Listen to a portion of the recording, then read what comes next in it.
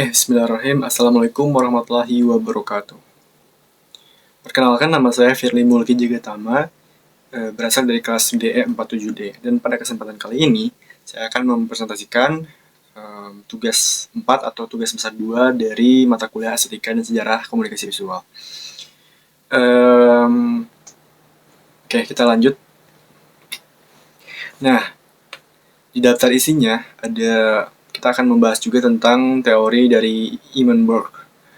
Lalu ada karya seni dari Barat, Timur, Nusantara, dan juga Indonesia kontemporer. Jadi nanti kita akan membahas dan juga menjelaskan 4 karya seni yang berasal dari 4 kategori, yaitu dari Barat, Timur, Nusantara, dan juga kontemporer. Oke, kita lanjut. Yang pertama ini kita bahas sedikit tentang teori estetika dari Immenburg. Immenburg membagi pengalaman estetika menjadi 2, yaitu the sublime atau sesuatu yang agung. Lalu yang kedua ada the beautiful atau sesuatu yang indah. Nah, sesuatu yang agung atau the sublime membangkitkan rasa takut, kagum, atau rasa hormat. Jadi sesuatu yang bisa dibilang besar, seperti contohnya gunung, badai, atau sesuatu yang menggetarkan emosi ataupun jiwa kita. Nah, yang kedua itu dari the beautiful atau sesuatu yang indah. Ini berhubungan dengan harmonis, ketenangan, atau sesuatu yang indah, memberi rasa tenang dan juga menyenangkan. Contohnya seperti bunga, musik lembut, dan juga lukisan yang romantis. Kesimpulannya, menurut dari Immenburg, estetika itu tidak hanya sesuatu yang indah dan lembut, tapi juga bisa datang dari sesuatu yang agung, besar, atau menggetarkan emosi. Kita lanjut. Nah, karya seni yang pertama itu yang berasal dari Barat. Saya mengambilnya Starry Night oleh Vincent van Gogh. Siapa sih yang nggak kenal dengan lukisan yang sangat ikonik ini, dan sering kali dibahas oleh mungkin di dalam kelas ataupun di dalam pelajaran yang berkaitan dengan seni, pasti tak luput dari pembahasan lukisan Starry Night oleh Vincent van Gogh ini. Dari segi deskripsinya kita lihat ini ada lukisan langit didominasi dengan langit yang memiliki garis-garis berputar atau ritme, dan juga di bawahnya ada perdesaan. Lalu ada juga pohon cemara yang menjulang, dan desa di bawah langit dan juga bintang. Kalau secara unsur visualnya, kita lihat di sini ada garis yang berputar dan juga membentuk sebuah ritme visual. Lalu dari segi warnanya ada biru tua, biru muda, warna hitam, sedikit warna kuning, dan juga warna putih. Lalu teksturnya kasar dan juga ekspresif akibat sapuan kuas yang tebal.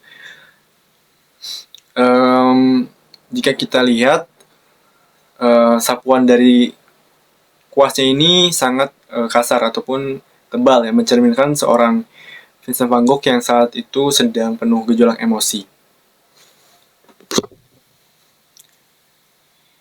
Jadi kalau kita lihat lukisannya ini penuh dengan kuas yang sangat bergejolak gitu emosinya, sangat tebal. Lalu karya ikonik seni Barat ini yang kuat dalam menyampaikan ekspresi emosional dan juga originalitas teknik. Kita lanjut. Yang kedua ini karya seni dari Timur, yaitu The Great Wave of Kanagawa oleh Hokusai. Nah, dari segi deskripsinya kita lihat di situ ada sebuah ombak yang besar, lalu ada perahu. Jadi ombaknya ini mencoba untuk menenggelamkan perahu dengan latar belakang Gunung Fuji. Kalau kita telah dari segi unsur visual atau seni rupanya, kita lihat garis tegas dan juga melengkung tajam. Lalu ada warna biru dan juga putih mendominasi, serta latar yang cukup netral. Lalu dari segi komposisi, yaitu simetris, dinamis, kontras antara besar dan kecil. Lukisan ini melambangkan kekuatan alam dan ketidakberdayaan manusia. Jadi kalau yang tadi itu yang dari Barat, kalau menurut teori Immenburg, yaitu masuk ke kategori yang sublime, karena terlihat sesuatu yang kelam, yang besar, sesuatu yang sangat menggugah emosi. Lalu yang kedua ini masuknya juga sama ke kategori yang sublime, melambangkan kekuatan alam dan juga ketidakberdayaan manusia, serta keindahan dan keteraturan dari sudut pandang timur.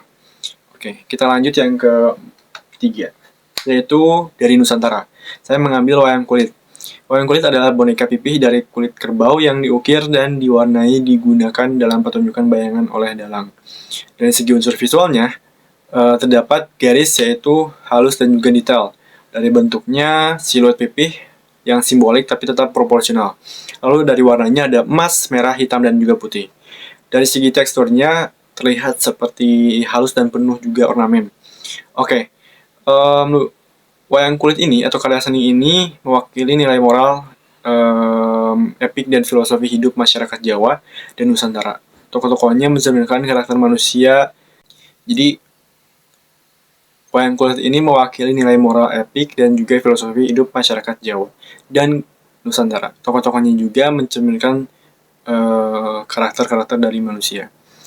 Oke, kita lanjut yang kalau menurut teori Imenberg, ini lebih masuk ke yang kedua, yaitu The Beautiful. Kenapa? Karena kalau wayang kulit ini lebih menggambarkan sesuatu yang tenang, harmoni, dan juga keteraturan ibaratnya. Oke, kita lanjut ke yang keempat dan juga yang terakhir, yaitu karya seni Indonesia kontemporer dari self-portrait dari Affandi. Pelukis yang sudah sangat terkenal namanya dan juga cukup sering juga dibahas dalam mata kuliah yang berkaitan dengan seni. Jadi kalau dari segi deskripsinya, ini adalah sebuah lukisan potret mengenai seorang pelukis, yaitu Affandinya sendiri, dengan serbuan kuas yang spontan dan juga penuh dengan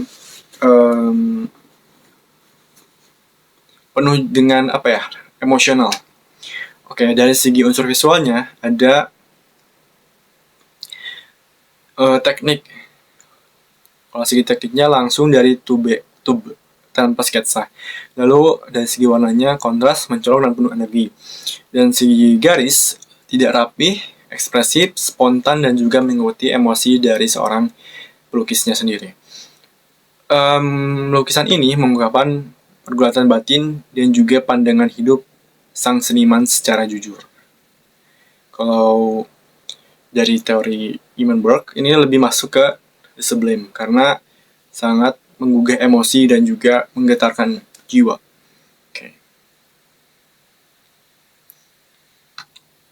Oke, sekian dari saya, presentasi dan juga penjelasan. Mohon maaf bila ada kesalahan kata dan juga kesalahan dalam pengucapan. Terima kasih atas perhatiannya dan wassalamualaikum warahmatullahi wabarakatuh.